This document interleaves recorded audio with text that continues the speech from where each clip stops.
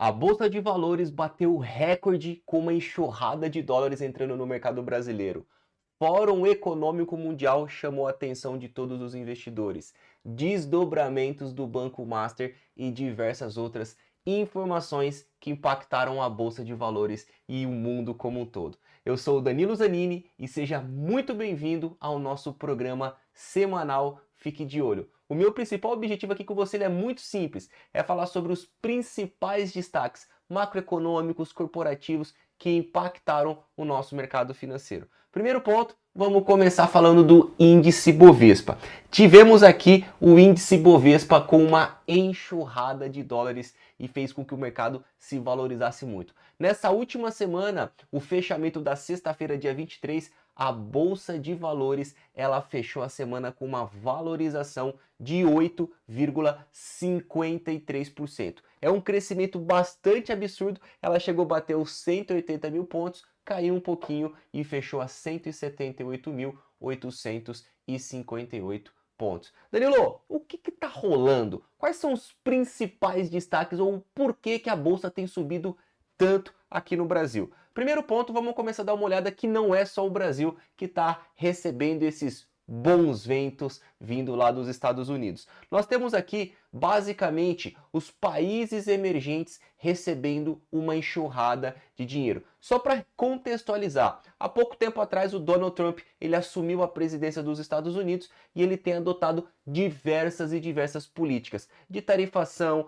tem mexido invasão da Venezuela, Groenlândia. E o que está acontecendo com os investidores ao redor do mundo? Ou melhor, principalmente nos Estados Unidos, ficaram um pouco preocupados.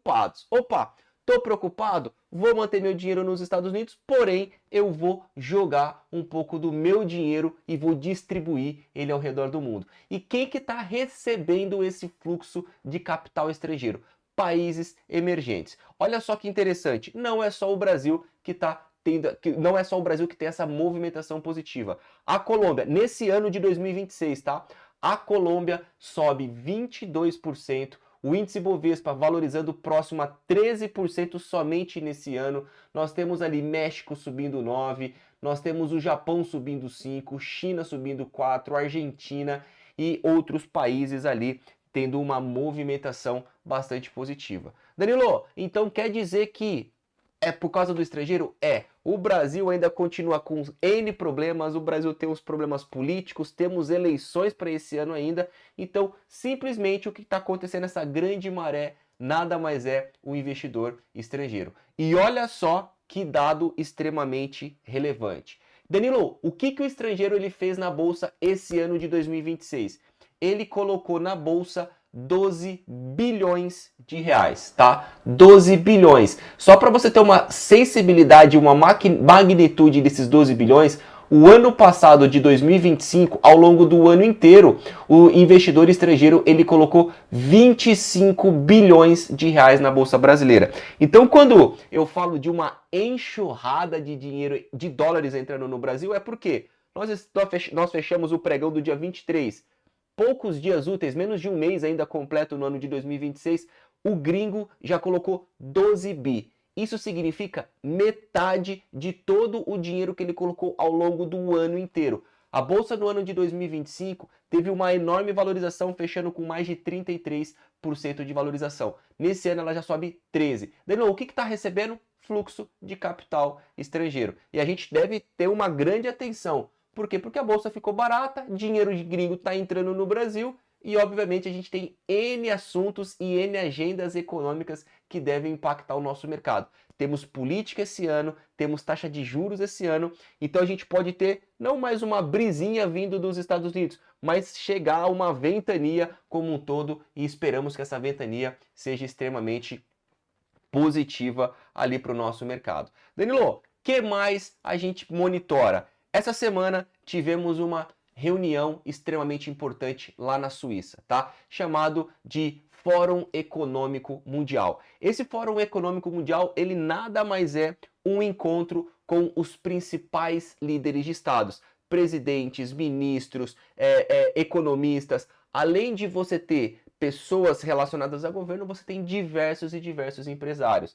E o grande ponto que o mercado estava monitorando era o que o presidente dos Estados Unidos, o Donald Trump, ele vinha falar. Por que ele era tão aguardado? Porque ele teve, o ano passado, tarifação com o mundo inteiro. Esse ano, no comecinho do ano, ele invadiu a Venezuela em pouquíssimo tempo, sem fazer alarde, conseguiu tomar o poder ali, agora tem várias negociações em volta, e mais recente, o caso da Groenlândia. Então ele era muito aguardado. Detalhe, nesse encontro econômico de diversos líderes, brasileiros foram empresários, algumas pessoas relacionadas ao governo, e sabe onde estava o nosso presidente Lula? A agenda econômica aqui dentro do Brasil. Ele não frequentou. Deu particularmente opinião minha. Eu acho um absurdo um presidente de um país não participar de um encontro econômico onde o Brasil está tentando costurar acordos comerciais, facilitar relacionamentos. Então o Lula não apareceu. Ele simplesmente não foi. E só para relembrar, há uma semana atrás teve um encontro lá no Paraguai, onde que foi feito um acordo entre o Mercosul e a União Europeia. O Lula também não participou desse encontro. Então, só uma leve provocação aqui para entender que quando a gente tem algum líder ali, ele não participa. Mas vamos lá. Danilo, o que o mercado monitorou nesse encontro do Fórum Econômico Mundial? Basicamente, a espera da fala do presidente Donald Trump. O mercado financeiro aguardava para entender o que ele iria fazer com a Groenlândia. Só uma breve linha do tempo, tá? Os Estados Unidos, ele tem falado que ele vai conquistar alguns países, né? Além dele começar a tarifar o mundo como um todo no ano passado, virou o ano, ele já pegou a Venezuela e ele já deixou claro que vai pegar ali o Canadá e a Groenlândia. Danilo, o que o mercado esperava? Todo mundo começou a ficar preocupado, só para relembrar. O começo dessa semana que passou, as bolsas começaram caindo. Por quê? Porque gerou uma grande apreensão ao redor do mundo. Várias tropas militares da China, da Rússia, da União Europeia desembarcaram lá na Groenlândia. Por quê? Com medo que o Donald Trump iria usar força militar. Ele chegou no Fórum Econômico, foi carismático, ele tem um poder de persuasão extremamente alto. E ele foi lá e colocou um pano morno em cima de todo mundo, falou que vai sentar para conversar com a OTAN, falou que vai conversar com a União Europeia. E olha só, no começo da semana, o mundo começou preocupado por causa do quê?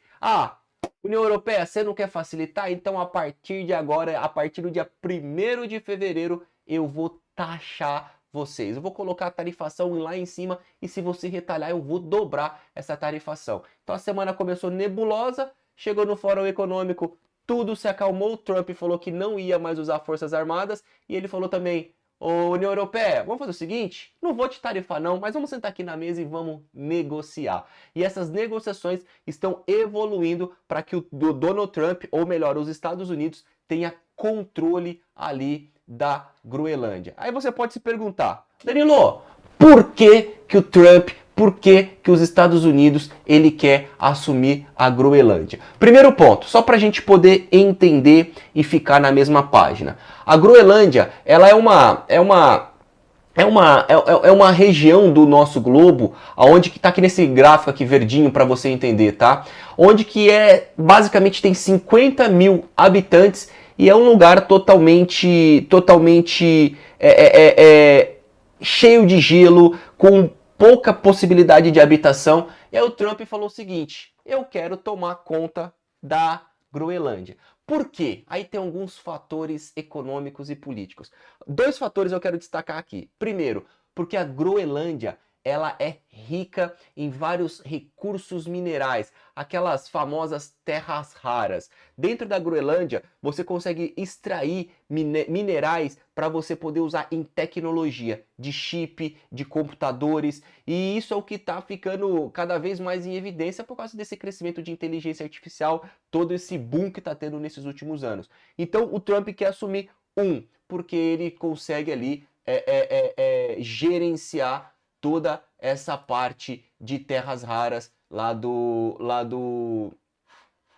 da Groenlândia. E o segundo ponto, olha só o detalhe. Tá vendo esse verdinho aqui? Do lado esquerdo nós temos a a América como um todo, América como um todo, Canadá, Estados Unidos, e aqui do lado direito a gente tem Reino Unido, temos Rússia, Reino Unido, Rússia, mais para cá nós temos a Ásia, e aqui no meio é um círculo polar ártico. Então Donald Trump, ele quer comandar toda a parte de navegação marítima para cá, porque você consegue aqui cuidar de todo o tráfego logístico e marítimo. Então, tudo que vai passar de um continente para o outro, ele seria tomado conta. Então, além de...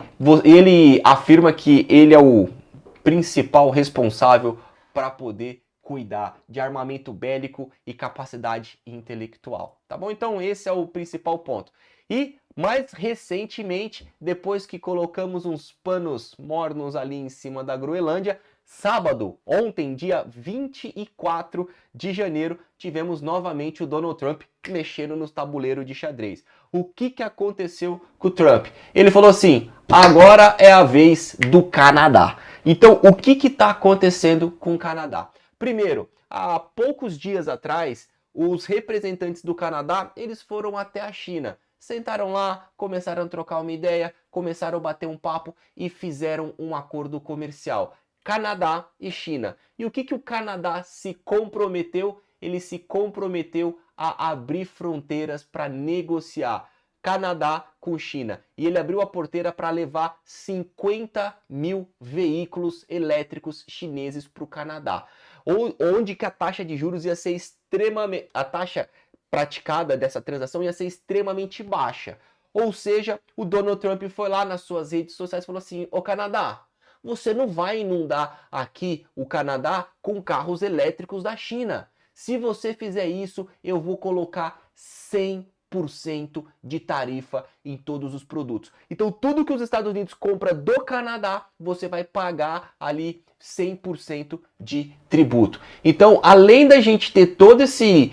Olha o que está acontecendo num único mês. Invasão da Venezuela, Fórum Econômico para poder ouvir o posicionamento do Trump sobre a Groenlândia e na mesma semana ele falou que vai taxar o Canadá em 100%.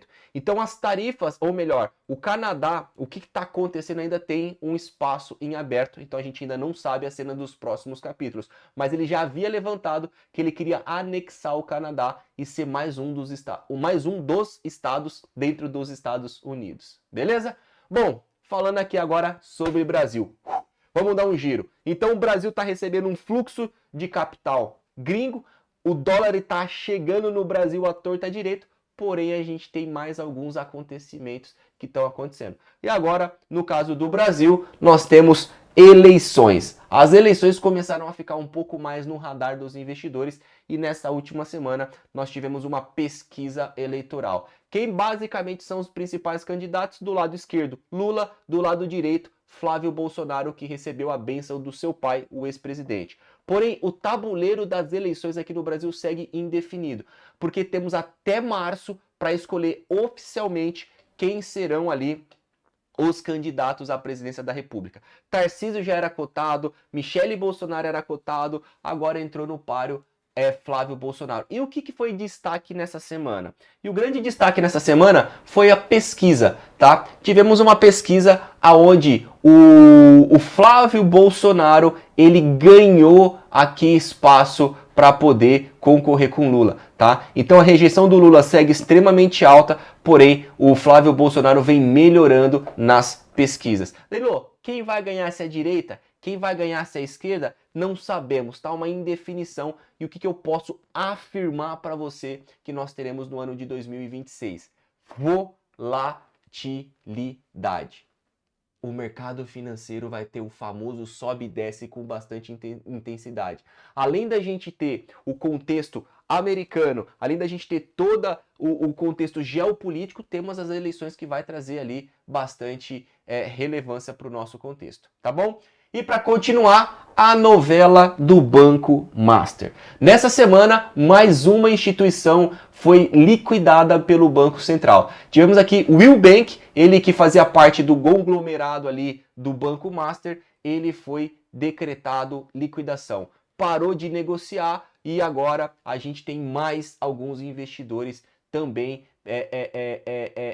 atentos sobre esse desdobramento. Só vamos relembrar, Banco Master ele participou ali de várias operações fraudulentas, inventou fraudes, criando dívidas, vendendo para o Banco Regional de Brasília. A gente teve ali passivos que não existiam, relação do Banco Master com a REAG, que foi aquela gestora que estava envolvida em casos de carbono zero, que estava envolvido em casos do PCC, ou seja, uma grande teia de corrupção, de lavagem de dinheiro, de vários problemas financeiros. Em novembro, o Banco Central foi lá e decretou a liquidação do Banco Master, e aí agora a gente teve a liquidação do Will Bank. Só para você ter uma ideia, até ontem, sábado, dia 24, 66% de tudo que o parênteses, volta. A liquidação do Banco Master fez com que gerou vários problemas e principalmente vários investidores colocaram dinheiro lá. Só para você ter uma ideia, tem um órgão chamado Fundo Garantidor de Crédito que ele reembolsa os investidores quando tem uma liquidação, no valor até 250 mil reais. O Fundo Garantidor de Crédito, ele pagou para os investidores 40 bilhões. Ele vai pagar um total de 40 bilhões para todos os investidores que colocaram dinheiro no Banco Master. Esse é o maior pagamento da história. Segundo ponto, até o fechamento de ontem, o total foi de 66% já foram pagos para os investidores. 521 mil investidores receberam seu dinheiro. E aí o que acontece? Além do Banco Master de 40 bi, chegou o Will Bank, que teve uma liquidação. O Fundo Garantidor de Crédito vai pagar mais 6 bilhões de reais para investidores que compraram algum CDB do Will Bank. Então a novela segue bastante interessante, a novela segue bastante delicada na realidade, mas interessante da gente poder acompanhar. E qual que é a cena do próximo capítulo? Nós temos aqui, além de todo esse envolvimento do Banco Master, o caso que está vindo à toa do ministro do Supremo Tribunal Federal, Dias Toffoli. O Dias Toffoli ele tem causado um certo desconforto dentro dessas negociações. Só para relembrar, o Dias Toffoli, ele é o ministro que depois de ter decretado ali a liquidação, depois que o Banco Central decretou a liquidação em novembro do Banco Master, em dezembro, ali no meio, próximo a Natal, onde que estava todo mundo de recesso, o Dias Toffoli falou assim, opa, vem para cá, eu quero organizar aqui, eu quero entender o que está acontecendo, eu quero chamar o Daniel Vorcaro para cá, eu quero chamar o diretor do Banco Central, eu quero fazer uma cariação, eu quero entender o que está rolando aqui. Todo mundo começou a ficar um pouco preocupado, mas por que o Dias Toffoli está tão envolvido aqui?